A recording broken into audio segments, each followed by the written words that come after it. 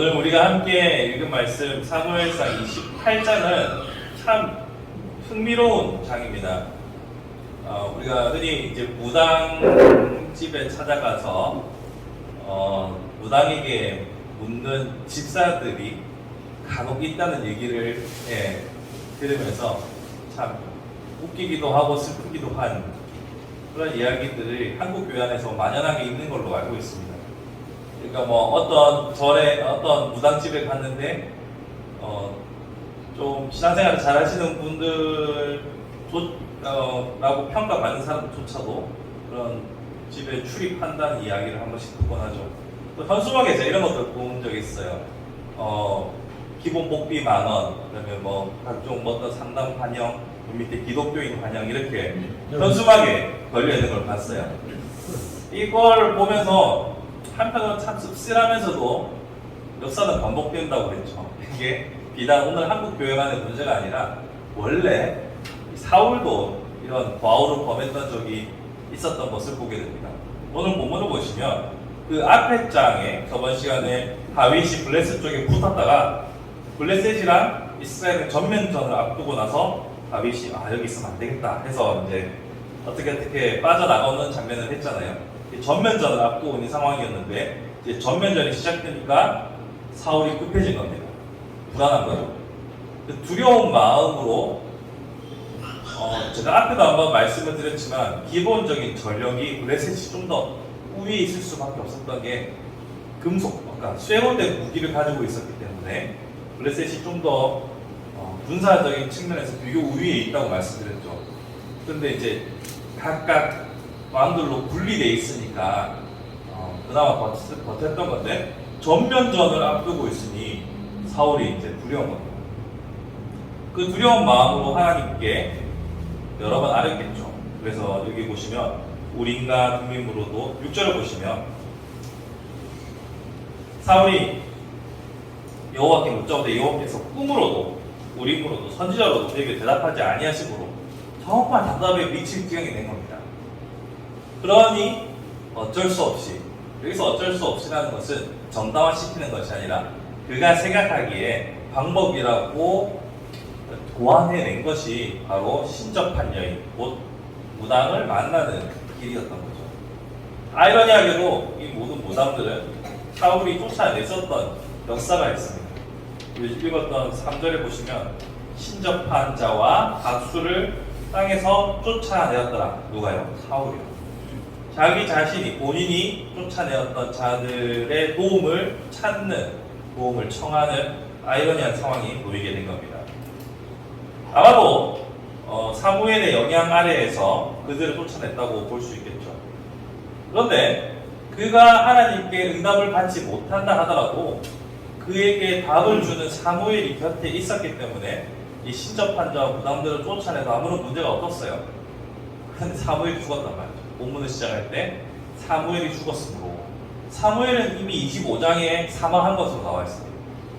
25장에서 사망했지만 여기서 사무엘의 죽음을 강조해야 되기 때문에 사무엘이 죽었으므로로 시작을 하는 거예요. 그러니까 지금 자신에게 영적인 조력자도 없고 하나님의 응답도 얻지 못하는 상태에서 느끼는 인간의 불안과 공포를 우리는 볼 수 있는 겁니다.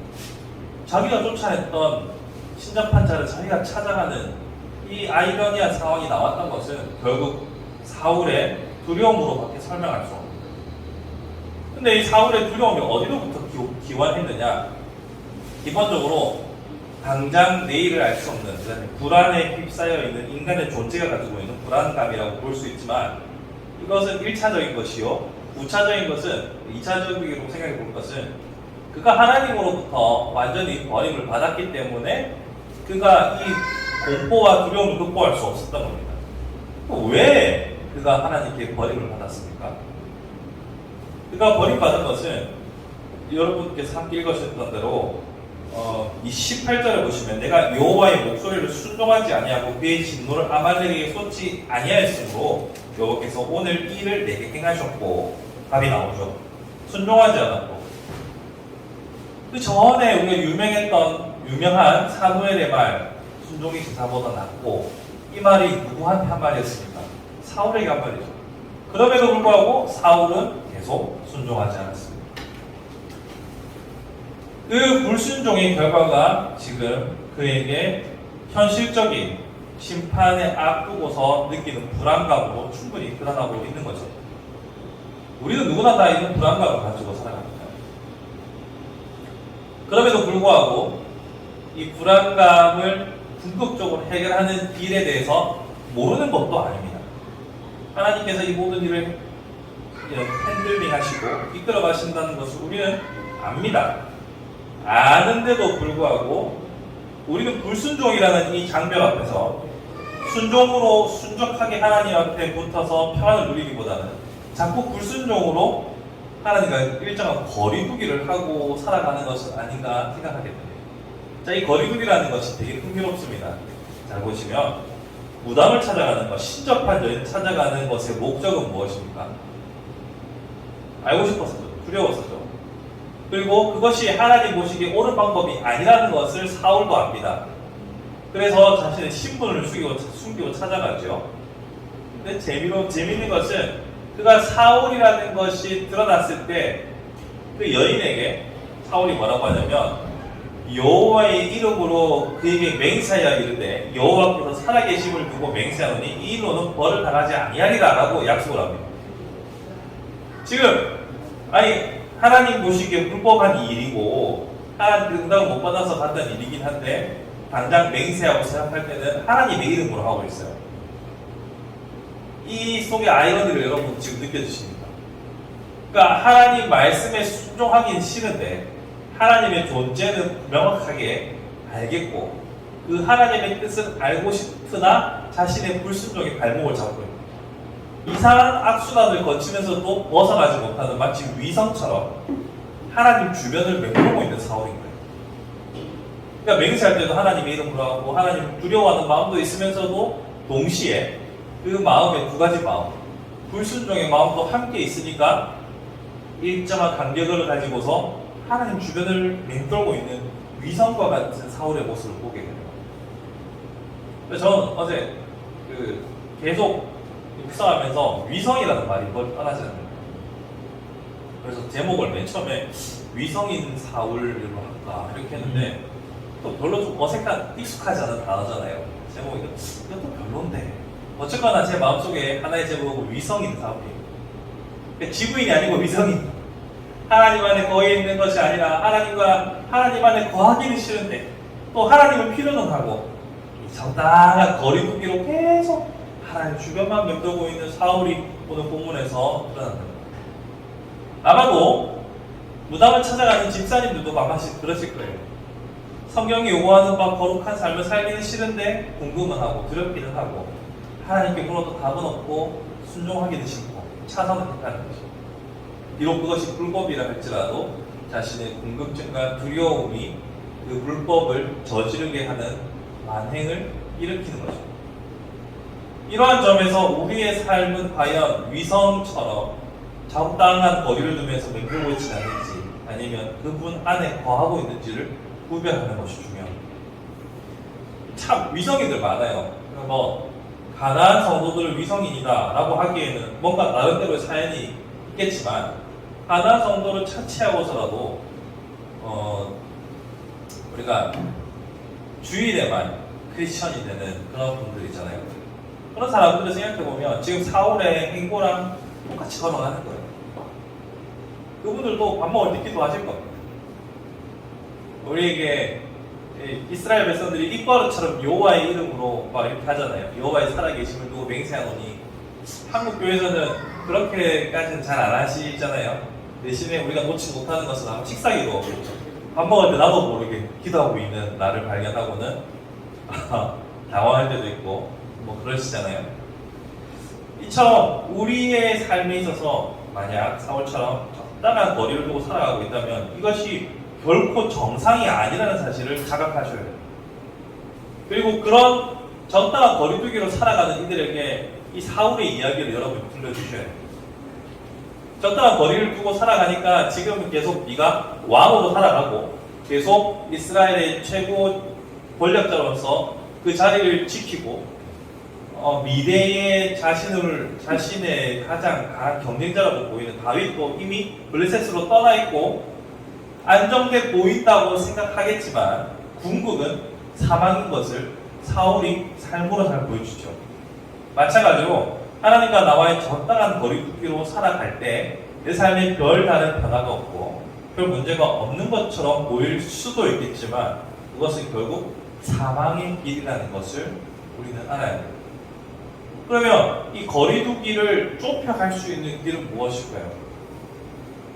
우리 아까 함께 찬양했던 것처럼 왜 내게 성경 주셔서 주 예수 믿게 하느냐라는 찬양이 이것이 우리 일상에서도 동일하게 왜 성령께서 내게 감동을 주셔서 나로 하여금 하나님을 부정하지도 그렇다고 완전히 들어가지도 못하게 하는 애면 위치에 두셨습니까? 라고 하실 분도 있을 거예요. 근데 반대로 말하면 그렇게 성령님을 통하여서 여호와 하나님에 대해서 알게 하셨다면 더 깊이 더 깊은 관계로 들어갈 수 있도록 계속 구해야 한다고 저는 봅니다. 우리의 생각과 우리의 의심만으로 그분의 말씀과 그분의 뜻에 깊이 들어가는 것은 사실상 불가능해요.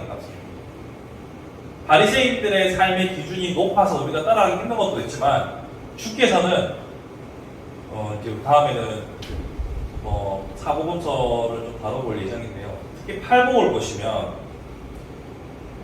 단순히 몸으로 행하는 것뿐만 아니라 마음과 중심까지 보시는 예수님의 기준을 봤을 때 우리가 하나님의 안에 거하는 거룩한 자로 살아갈 자신이 누가 있을까요? 전에도 제가 한번 말씀드렸습니다만 마음으로 미워하는 것이 이미 살인이라고 하셨다면 우리는 정과 몇 범이겠습니까? 우리는 그 기준을 맞출 수가 충족할 수가 없다는 사실을 우리는 또한 알게 됩니다.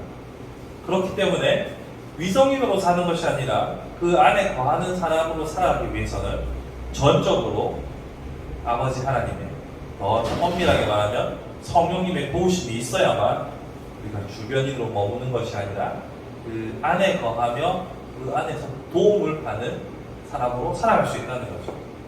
감사하게도 사무엘상에서는 이런 사울의 실패의 사례만 말하는 것이 아니라 다윗을 함께 대조하여 보여주시면서 다윗도 실수하고 넘어지고 정말 못난 짓을 할 때도 있지만 그가 하나님 앞에 계속 다가가고자 하는 마음, 하나님의 도우심을 구하는 태도를 통하여서 어떻게 하는 것이 하나님 안에 거하는 삶인지를 보여주고 있지 않습니까? 그런 의미에서 오늘 본문에서 나타나고 있는 이 위성인과 같은 주변에 맴도는 사울의 모습이 나의 모습이 되지 않기를 우리는 기도할 필요가 있습니다. 우리의 모습은 과연 하나님과 정당한 거리를 유지하면서 완전히 헌신된 것도 아니고 아닌 것도 아니고 애매한 위치, 그것이 결코 안전한 위치가 아니라는 것을 기억할 수 있는 오늘이 되었으면 좋겠습니다. 말씀을 정리해 보겠습니다. 사울이 신접한 여인을 찾아갔다는 이 기사를 통해서 누군가는 와 진짜 막장이네 라고 생각할 수도 있을 겁니다. 또 한편으로는 우리가 충분히 이해할 수 있을 만큼의 마음 상태라는 것도 보게 됩니다. 그 말인즉슨 우리도 똑같이 실수할 수 있는 연약함을 가지고 있다는 말입니다. 그러한 연약함에 매몰되는 것이 아니라 그 연약함에서 어떤 기도로 어떤 도움을 구해야 할지, 그래서 겉도는 자가 아니라 그 안에 하나님의 날개 아래에서 안식과 평안을 누릴 수 있는 자로 살아갈 수 있기를 소망하는 저와 여러분들이 되었으면 합니다. 그 말씀을 기억하며 함께 기도할까요?